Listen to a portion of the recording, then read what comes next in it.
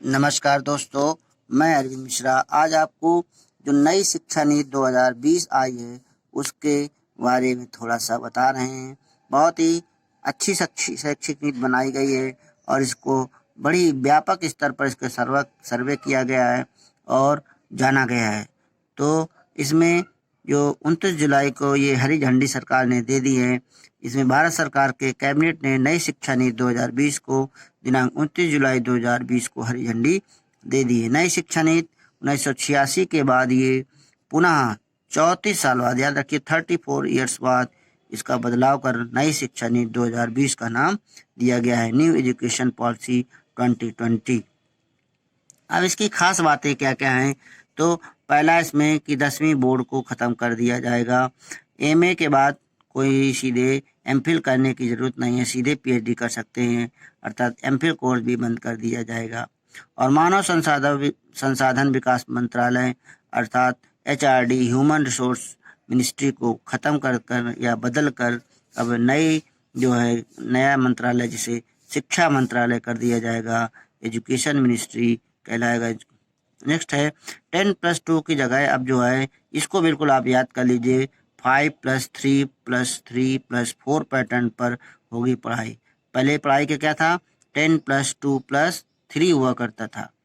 अब है 5 मतलब 5वीं तक की, 3 8वीं तक की और 9 से 12 तक इन्होंने 3 साल लिया है और फिर उसके बाद ग्रेजुएशन को 4 इयर्स का कर दिया गया है।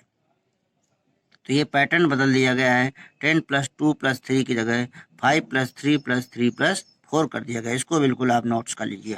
नेक्स्ट है एचआरडी मिनिस्टर इस समय जैसे रमेश पोखरियाल निशंक ने कहा कि नीति जो 2020 बनाई गई शैक्षिक नीति एक महत्वपूर्ण रास्ता प्रशस्त करेगी। ये नए भारत के निर्माण में मील का पत्थर साबित होगी। इस नीति पर देश के कोने कोने से राय ली गई है और इसमें सभी वर्गों के लोगों की राय को शामिल किया गया है। देश के इतिहास में पहली बार ऐसा हुआ है कि इतने बड़े स्तर पर सबकी राय ली गई है और सलाह ली गई है। कहाँ से, 2.5 लाख ग्राम पंचायतों से, 66,000 ब्लॉक से और 676 जिलों से यहाँ पर राय ली गई है। तो यहाँ पर नेक्स्ट बात है कि जो शिक्षा का अधिकार पहले था कक्षा 8 तक, इसको बढ़ाकर अब कक्षा 12 तक बढ़ाया जाएगा। आप लोग पढ़ाते हैं और प्राइमरी जूनियर में तो वहाँ पर शिक्षा का अधिकार है कि 6 से 14 वर्ष के बालकों को निःशुल्क और अनिवार्य शिक्षा दी जाएगी। अब इसको बढ़ाकर कक्षा 12 तक किया जाएगा।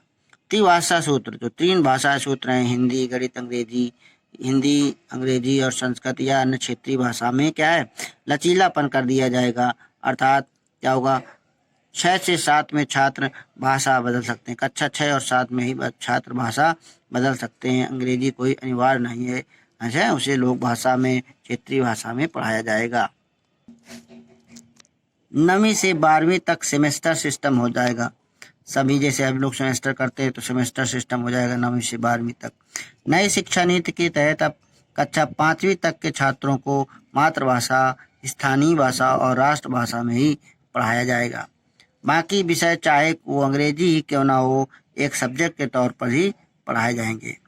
वहीं कॉलेज की डिग्री 3 या 4 साल की होगी, अर्थात ग्रेजुएशन के पहले साल पर सर्टिफिकेट दिया जाएगा, दूसरे साल पर डिप्लोमा दिया जाएगा और तीसरे साल पर डिग्री मिलेगी। अर्थात हर साल डिग्री नहीं मिलेगी, ये कोर्स 4 साल का हो जाएगा। इंटीग्रेटेड कोर्स ज़्यादातर हो जाएंगे।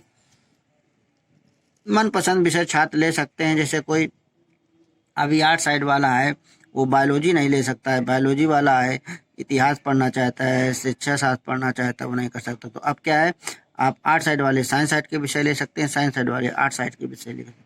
मतलब स्कूलों से स्ट्रीम सिस्टम खत्म हो जाएगा। अब कोई भी बच्चा कोई भी साइंस साइड या आर्ट साइड पढ़ सकता है। आर्ट का छात्र बायोलॉजी या मैथ पढ़ सकता है और साइंस वाला इतिहास या भूगोल पढ़ सकता है। कक्षा 6 से सीख सकेंगे कंप्यूटर कोडिंग, अर्थात कक्षा 6 से जो बालक होंगे बच्चों को अनुभव आधारित शिक्षा दी जाएगी। टेक्निकल कोर्स पढ़ाए जाएंगे, कंप्यूटर कोर्स पर ज़्यादा ध्यान दिया गया है। वैकल्पिक विषयक्रम में स्कूल, उच्च शिक्षा संस्थानों के संस्कृत को बढ़ावा दिया जाएगा। हर कॉलेज में संगीत, कला, साहित्य को पढ़ाया जाएगा और इनका बढ़ावा दिया जाएगा। और निश्चित फीस से ज़्यादा कोई फीस नहीं ले पाएंगे। और जो 5 साल के एकीकृत कार्यक्रम चलाए जाएंगे, इंटीग्रेटेड कार्यक्रम, जैसे BLED है ना, 3+2 का, तो इसको 5 साल का, जैसे BA BSc जो होता है, इंटीग्रेटेड सब कोर्स हो जाएंगे, तो 5 साल के एकीकृत कार्यक्रम चलाए जाएंगे। छात्र शिक्षक अनुपात जो इस समय 30:1 था, अब उसको घटाकर 25:1 कर दिया जाएगा। 25 छात्रों पर 1 शिक्षक। टीचर्स स्टूडेंट रेशियो 1 टीचर पर 25 स्टूडेंट कर दिए जाएंगे।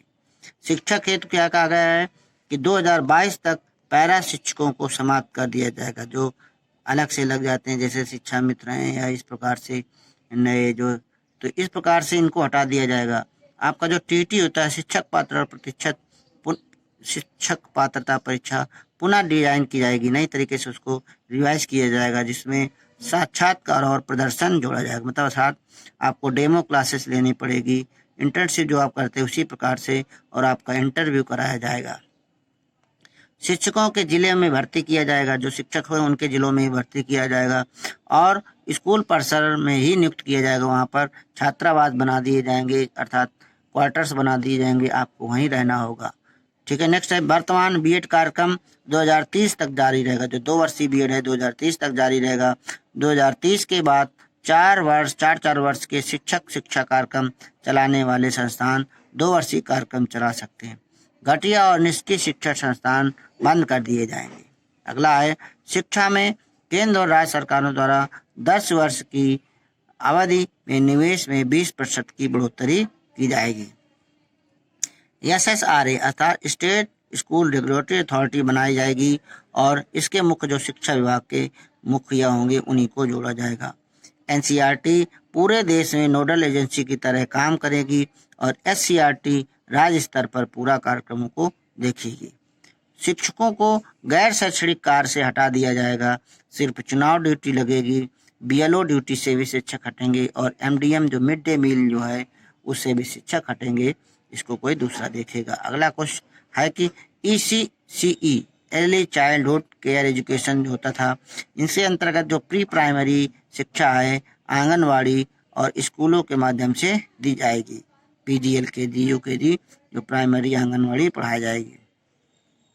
जो TT होगा ये सेकेंडरी लेवल तक लागू हो जाएगा, आगे तक चलता रहेगा। तो इस प्रकार से कुछ मुख्य बातें आपको हमने नई शिक्षा नीति 2020 की बताई। इसको अच्छा लगे तो शेयर करिए, कमेंट्स बताइएगा। थैंक यू, धन्यवाद। सब्सक्राइब करिए। नमस्कार।